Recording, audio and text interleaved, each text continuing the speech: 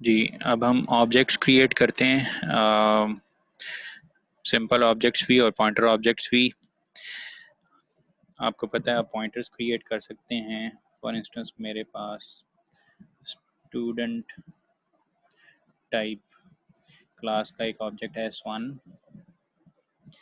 और अगर आप स्टूडेंट टाइप क्लास के ऑब्जेक्ट S1 को पॉइंट करवाना चाहते हैं एक पॉइंटर से, आपको पता है जब आप लोगों ने पॉइंटर्स डिस्कस किए आप लोगों ने देखा होगा हम लोग आमतौर पे फॉर एग्जांपल अगर हमें इंटीजर टाइप के एक वेरिएबल को पॉइंट करवाना है तो हम इंटीजर टाइप का पॉइंटर बनाते हैं।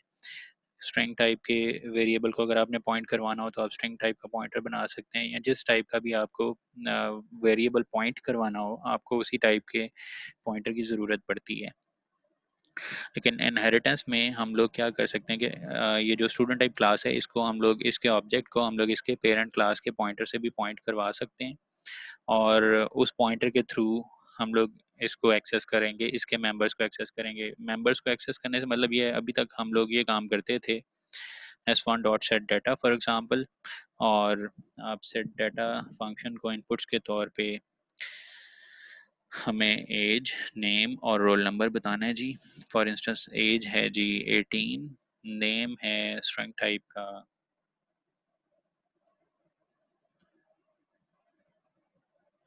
और third parameter is of integer type roll number.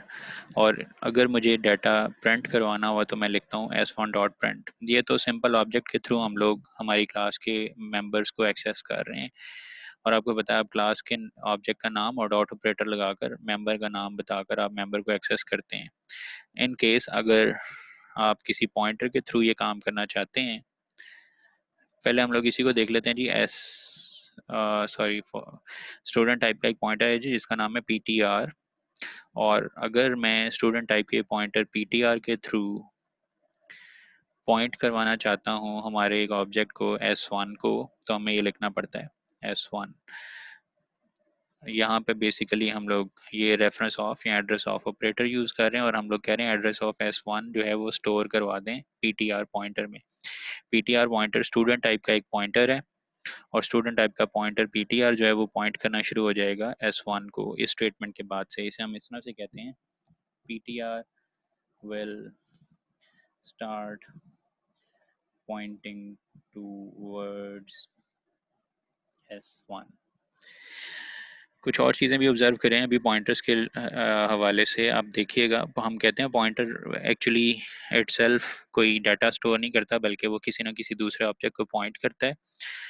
जिस ऑब्जेक्ट को वो पॉइंट करता है वो अपने अंदर ऑब्जेक्ट जो है वो अपने अंदर कोई ना कोई डाटा जरूर स्टोर करवाएगा। यहाँ पे एक ऑब्जेक्ट है जी S1 और एक पॉइंटर ऑब्जेक्ट है। पॉइंटर ऑब्जेक्ट का काम ये है कि वो किसी दूसरे ऑब्जेक्ट को पॉइंट करेगा, जैसे यहाँ पर आपने देखा PTR जो है वो पॉइंट कर रहा है S1 को। सिर्फ ऑब्जर्वेशन के लिए यहाँ पर आप देखें, अगर स्टूडेंट टाइप कंस्ट्रक्टर फंक्शन मैंने बना दी है,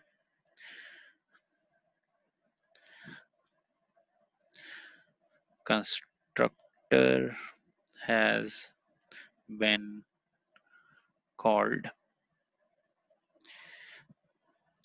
ये कंस्ट्रक्टर फंक्शन मैसेज दिखाता है जी कंस्ट्रक्टर हैज बीन कॉल्ड। ठीक है, अभी हम लोग सिर्फ इसी को देख लेते हैं। हम अज्यूम कर रहे हैं हमने दो ऑब्जेक्ट्स क्रिएट किए हुए हैं स्टूडेंट टाइप के, एक का नाम S1 है और ये सिंपल ऑब्जेक्ट है, और एक पॉइंटर ऑब्जेक्ट है PTR। अगर दो ऑब्जेक्ट्स क्रिएट हुए हुए हैं, ऑब्जेक्ट की क्रिएशन पर आपको पता है कि कंस्ट्रक्टर फंक्शन कॉल होता है। यहाँ पर हम देख लें कि क्या होता है।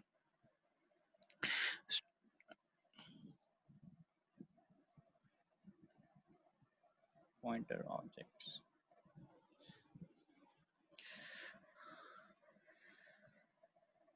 अच्छा जी, बेसिकली यहाँ पे हमें ओवरराइड करना पड़ेगा। एक्चुअली यहाँ पे ये अज्यूम कर रहा है कि आप सेट डाटा फंक्शन को कॉल करें, और set data function immediate call कर रहा है इस फंक्शन को compiler.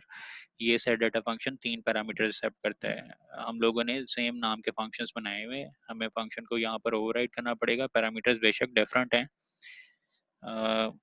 Person type double colon sign, set data function को हमने यहाँ पर ओवरराइड किया जी। अब हमारा ये फंक्शन ठीक काम करेगा। खैर अभी हम लोग इसको तो डिस्कस कर भी नहीं रहे, हम लोग तो सिर्फ ये देख रहे हैं कंस्ट्रक्टर की कॉल्स किस तरह से हो रही हैं।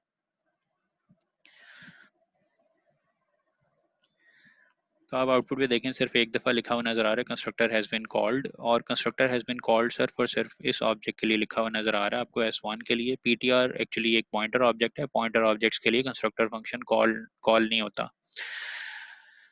सिंपल ऑब्जेक्ट्स के लिए कंस्ट्रक्टर फंक्शन कॉल होता है। ये ऑब्जेक्ट्स हैं, ये मेमोरी प्लेस भी ऑक्यूपाई करते हैं।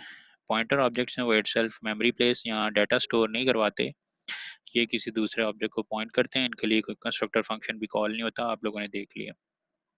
अच्छा जी, लाइन नंबर 46 पर हम लोगों ने इस पॉइंटर के थ्रू S1 को पॉइंट करवा दिया हुआ है।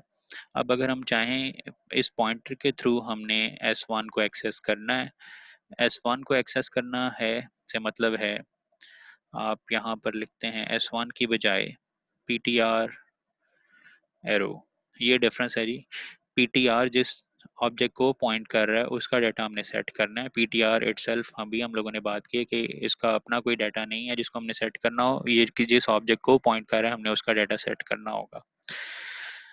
सिंपल सिंपली हम लोग ये कहते हैं कि जब आपने पॉइंटर्स के थ्रू अपनी क्लास के मेंबर्स को एक्सेस करना हो तो आप डॉट ऑपरेटर की बजाय एरो ऑपरेटर यूज करते हैं। ये दो अलग अलग कीज के साथ आप इंसर्ट कर सकेंगे, एक सब्ट्रैक्शन का साइन है और एक ग्रेटर देन का साइन है, इसे हम एरो ऑपरेटर कहते हैं। पॉइंटर्स के थ्रू आप एरो ऑपरेटर्स के साथ अपनी क्लास के मेंबर्स को एक्सेस कर सकते हैं। काम ये वही कर रहा है जो यहाँ पे स्टेटमेंट पहले कर रही थी काम, S1 डॉट। डिफरेंस ये है कि जी हम लोग अब डायरेक्ट ऑब्जेक्ट का यूज करने के बजाय पॉइंटर ऑब्जेक्ट का यूज कर रहे हैं और S1 का ही डाटा सेट कर रहे हैं। और आप देखिएगा, चलें अब पहले हम लोग इसको ऐसे टेस्ट कर लेते हैं, उसके बाद फिर हम लोग इसको भी रिप्लेस करेंगे पॉइंटर के साथ, PTR के साथ। अभी ऐसे ही चेक करते हैं इसको हम लोग।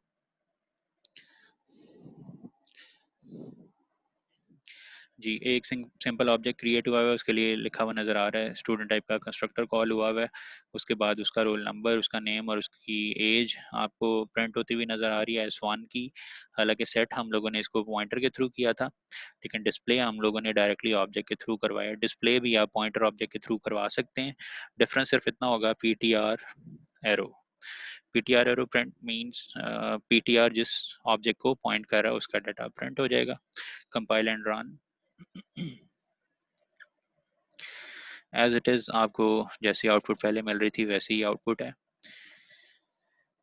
तो ये एक सिंपल सी एग्जांपल है जी जिसमें हम लोगों ने पॉइंटर ऑब्जेक्ट क्रिएट किया है। पॉइंटर ऑब्जेक्ट से हम लोगों ने हमारी क्लास का एक ऑब्जेक्ट पॉइंट करवाया है और उसका डाटा सेट और प्रिंट किया है।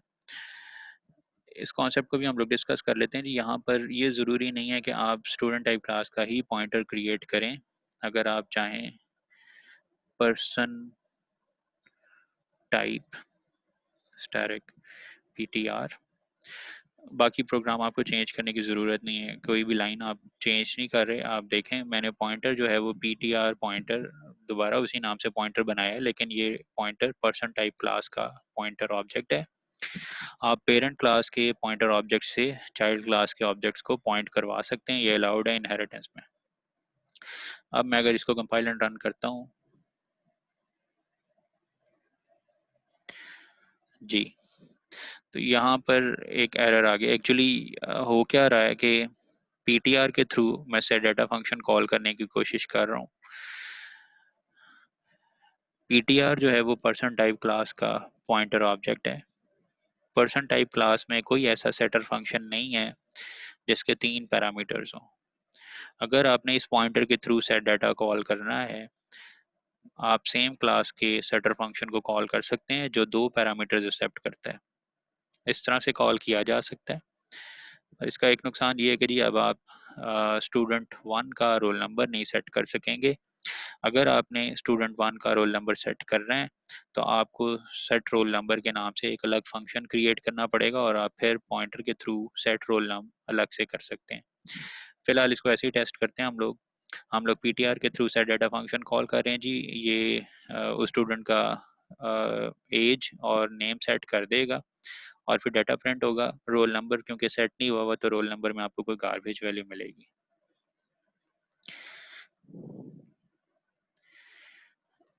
सॉरी, डिफरेंस ये है, अभी हम लोगों ने बात की है अगर आप for instance s1 dot print, अब आपको डिफरेंस नजर आएगा दोनों लाइंस पर, लाइन नंबर 49 पर और लाइन नंबर 50 पर हम लोग अज्यूम करें कि हम लोग S1 स्टूडेंट वन जो है उसका डाटा हम लोग प्रिंट करवा रहे हैं, लेकिन आप देखें आपको अब डिफरेंस नजर आएगा दोनों प्रिंट्स पर।